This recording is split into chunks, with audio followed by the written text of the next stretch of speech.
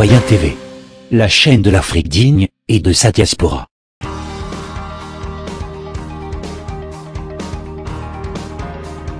Au sommaire, Ovajab, Guinée équatoriale, Iran et pour finir, actualité en France. Commençons tout de suite avec Ovajab. Serein, la lutte continue contre la voyoucratie occidentale. Si le combat de notre souveraineté passe par un procès pour que définitivement les commanditaires de ce qui nous arrive en Afrique soient exposés au monde, allons au procès avec sérénité. Courage, ne baissons pas les bras, on va aller jusqu'au bout.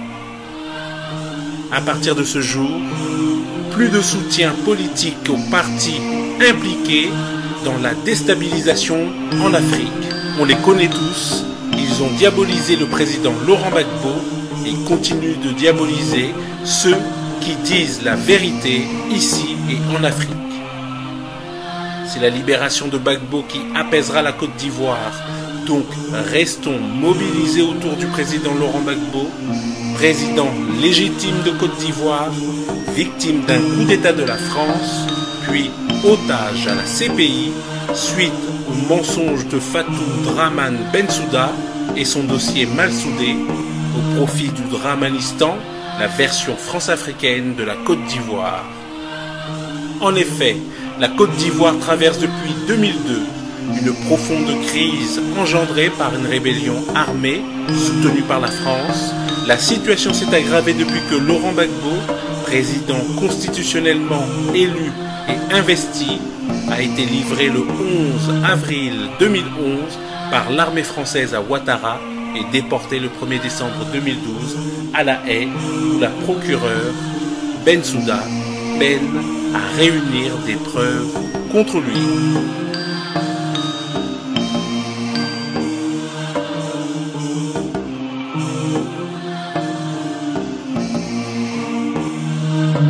Tout de suite, Guinée équatoriale. Sachant que derrière tout ça, on sait qui sont les gens qui sont en train de manipuler toutes ces attaques, ces grandes puissances. Il y a des lois qui existent au niveau international, il y a la souveraineté des États. C'est de la fabrication que les Occidentaux sont en train de faire contre nous depuis des années.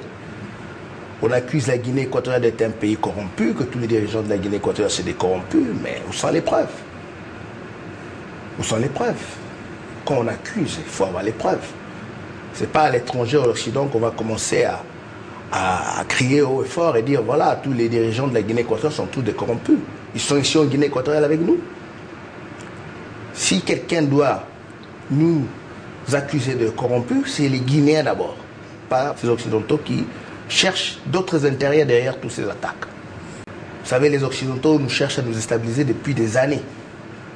Ils ont envoyé des mercenaires, ils ont financé des coups d'État et ils ne s'arrêtent pas. Chaque année, à chaque moment, ils ne dorment pas. Parce que pour eux, la Guinée équatoriale est un pays qui a beaucoup de richesses et que ce n'est pas normal que les Africains puissent gérer eux-mêmes leurs propres richesses. S'il n'y a pas un tuteur ou quelqu'un qui vous dit voilà, asseyez-vous, faites ceci, faites cela. Et nous ici en Guinée, on se bat pour l'indépendance de ce pays, on se bat pour notre droit. Hein, nos pères de l'indépendance se sont battus pour cette liberté que nous avons aujourd'hui et on va continuer cette guerre. C'est une guerre que tous les Africains se battent pour préserver cette indépendance. Les Occidentaux qui n'ont qu'à faire leur politique chez eux et que nous laissent en paix. Nous, on ne veut rien savoir de leur politique, de ce qui se passe chez eux, qui nous laissent tranquilles. Voilà, c'est tout ce que j'ai à leur dire. Donc, nous, on est là, on se bat. Je remercie tous les Africains, frères et sœurs qui sont derrière moi, qui m'appuient par rapport à toutes ces attaques qu'on reçoit des Occidentaux. On va gagner, parce que de toute façon, on est là pour se battre. Si on est des dirigeants en Afrique, c'est pour ça qu'on est là, on se bat contre les gens qui nous ont pillés pendant des années, qui ont pillé l'Afrique, qui ont vendu nos frères et sœurs, qui les ont traités comme des esclaves. D'ailleurs, on ne nous a même pas encore indemnisés. On a plein de cousins, des frères, des gens qu'on ne sait même plus où ils sont aujourd'hui à cause de ces gens-là. des crimes contre l'humanité qu'ils ont commis sur ce continent. C'est eux qui ont commis le plus d'atrocités dans ce monde et ce sont les premiers qui viennent nous traiter de tous les noms. Des dictateurs, des voleurs, machin. Mais qui est plus voleur dans toutes ces histoires? C'est pas eux qui nous volent toute la richesse d'Afrique. Donc franchement, moi je ne veux pas allonger cette histoire, continuer. Je pense que aujourd'hui nous sommes dans une position assez forte et je suis confiant qu'à cette victoire on va la gagner. Donc on va les battre, on va les gagner et c'est tout. Donc on va tenir fort contre tous ces attaques de ces impérialistes. Tout de suite, actualité en Iran. C'était une erreur, c'était de notre faute et nous en sommes désolés. Nous nous excusons. L'attitude des Iraniens à notre égard a été formidable. Nous vous remercions beaucoup pour votre hospitalité et pour votre aide. Les gardiens de la révolution islamique ont relâché les marins après s'être assurés qu'ils étaient entrés dans les eaux iraniennes par erreur. Les navires américains ont en effet dévié de leur route à cause d'un système de navigation défectueux. Le Pentagone a annoncé que la marine enquêterait sur les circonstances ayant mené à la présence des marins dans les eaux iraniennes. L'incident intervient en amont d'un accord historique sur le nucléaire entre l'Iran et les grandes puissances mondiales. Le processus, qui prendra effet à la fin de la semaine, emporterait la levée des sanctions contre l'Iran en échange de la fin de ses activités nucléaires. Et pour finir, France, retour sur l'assassinat de Pierre Bérégovoy. Dans l'enquête que j'ai menée pendant un an tranquillement, j'ai pu travailler discrètement en 2001 sur toute l'affaire Béré. Donc j'ai vu à peu près 25 personnes dans la Nièvre. C'était facile pour moi parce que j'avais été 4 ans directeur DRG dans la Nièvre. Donc tout le monde me connaissait, me faisait confiance. J'avais connu Mitterrand, Bérégovoy, leurs entourages, les gendarmes, les pompiers, les médecins, tout. Bon, tout le monde, quand je dis je m'intéresse à ce suicide étonnant, tout le monde est venu me confier, me parler, me dire comment ça s'était passé. J'ai récolté des éléments, des témoignages écrits, j'ai pu aller à l'hôpital, je me suis fait mon idée très claire là-dessus. Il n'y a rien pour le suicide, mais il n'y a pas une preuve, pas une. C'est de l'enfumage médiatique. Tout ce qui est constatation réelle sur les terrains, comment ça s'est passé, le minutage, qu'est-ce qu'on a ramassé, qu'est-ce qu'on a constaté sur le crâne de Bérégovoy. Moi, il y a des médecins qui m'ont expliqué qu'il avait deux projectiles dans le cerveau. 2, pas 1, 2. Donc on ne peut pas s'en tirer 2. Et un qui était entier et l'autre qui était en petits morceaux. En plus, c'était un calibre qui ne correspondait en rien à l'arme de son garde du corps, puisque la théorie officielle, c'est il a pris le 357, le manuel 357. Vous avez une orifice d'entrée de 9 mm et ensuite la boîte crânienne qui est complètement... On a des gens qui se suicident avec un 357. La tête, elle est complètement éclatée. La tête de Bérégovoy, elle était intacte. Intacte.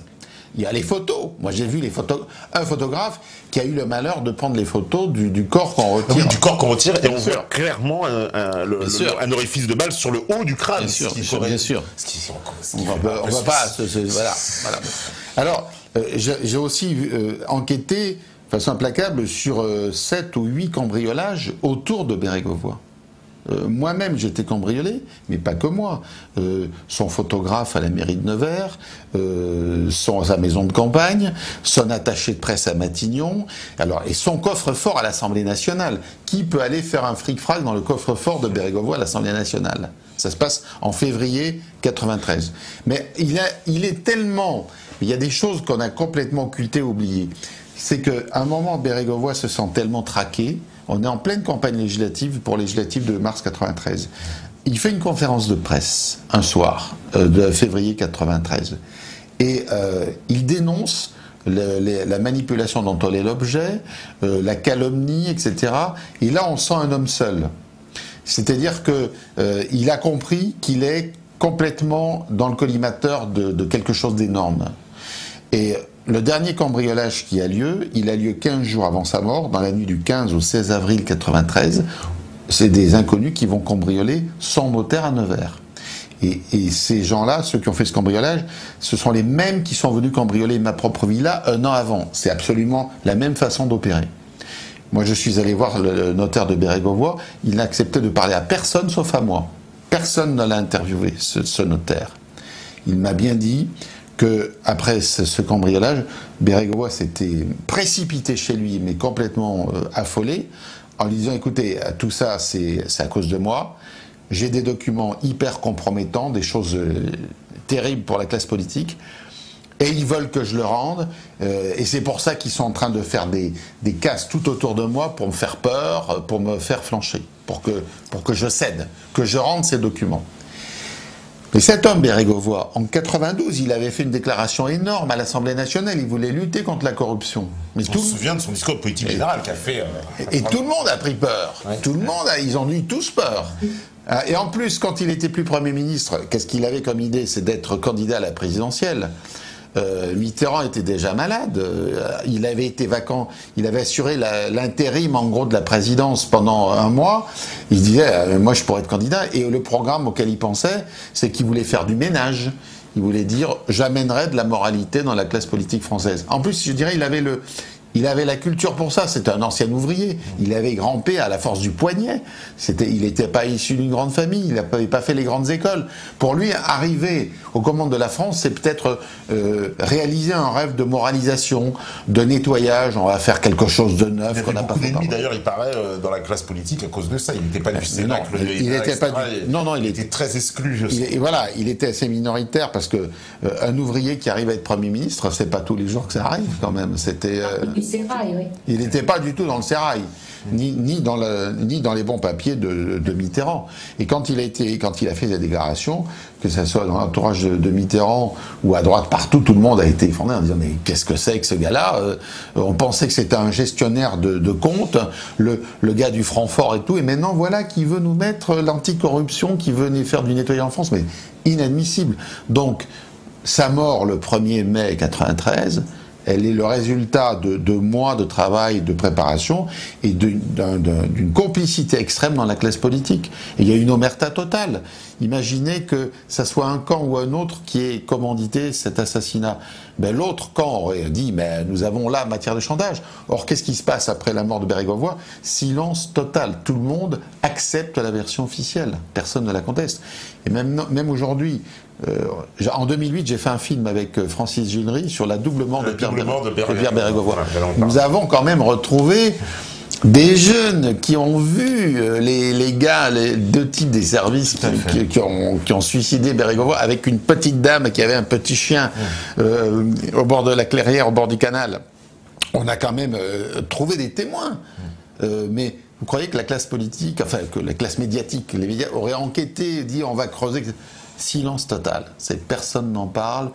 Laissons les choses comme ça. Il y avait une espèce de consensus. Ouais. Moi, je vois la seule émission, c'est celle, je me souviens, Gérard Carrérou qui dit mais moi j'étais l'ami de Bérégovoy, je vous dis, c'est suicidé. Circuler, il n'y a rien à voir. Voilà. Ouais. Le plus terrible, c'est que sa femme, quand même, moi j'ai eu l'occasion un soir de rencontrer Gilberte Bérégovoy, qui est une femme effondrée après la mort de son mari. Ça n'est jamais remise. Elle a toujours été persuadée qu'on avait éliminé son mari. Elle n'a jamais cru au suicide. Elle n'a jamais cru au suicide. Jamais. Et on l'a pris, etc. On l'a un peu avec... c'est une veuve qui voilà, elle est triste, donc elle veut pas... Mentalement, elle n'a plus un équilibre, etc. Voilà. Mais c'est connu. Quand vous dites la vérité, où on vous extermine par des procès judiciaires, on vous traque, on vous harcèle, ou alors on dit que vous êtes fou, que vous manquez rien, etc. On fait tout pour vous décrédibiliser.